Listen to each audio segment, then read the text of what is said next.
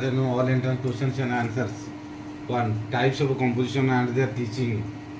Answer: oral, guided, free, and written. Guided and free composition. 2, what is oral composition? Answer: Lurie remarks the habit of oral composition should be kept up during the whole school period. It should always proceed written composition first. Aims to give practice in using English language. Second, to make people express their interest, feeling, idea, needs, and knowledge of English language. Second, to promote a clear thinking. Third, teaching of oral composition through conversation by asking some questions about some object or some activity.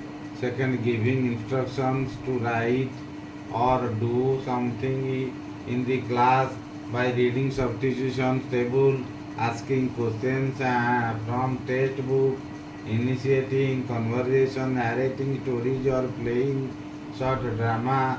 Significance: it is simple and saves the time. It forms the foundation for written comprehension. It develops speaking ability. It helps to thinking clearly. What is the written composition?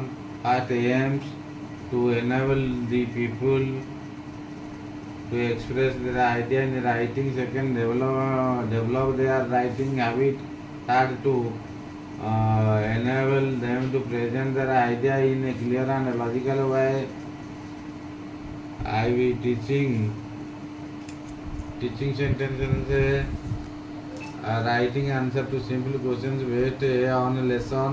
A writing description of a picture or an object. Writing short paragraph. 6.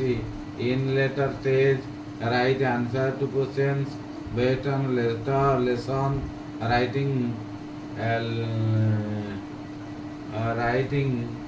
description of skill of or incidents executed by people.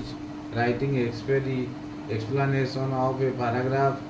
The writing dialogues, writing essays, writing from mother tongue to English, using idioms and phrases in a sentence.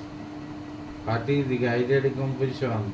At early stage, the composition, whether oral or written, should be strictly guided because people must proceed from imitation to improvisation, from reproduction or original expression. ପିଲାମାନେ ଭିଡ଼ିଓଟି ଯଦି ଭଲ ଲାଗୁଥାଏ like କରି share କରି subscribe ରହୁଛି। ନମସ୍କାର।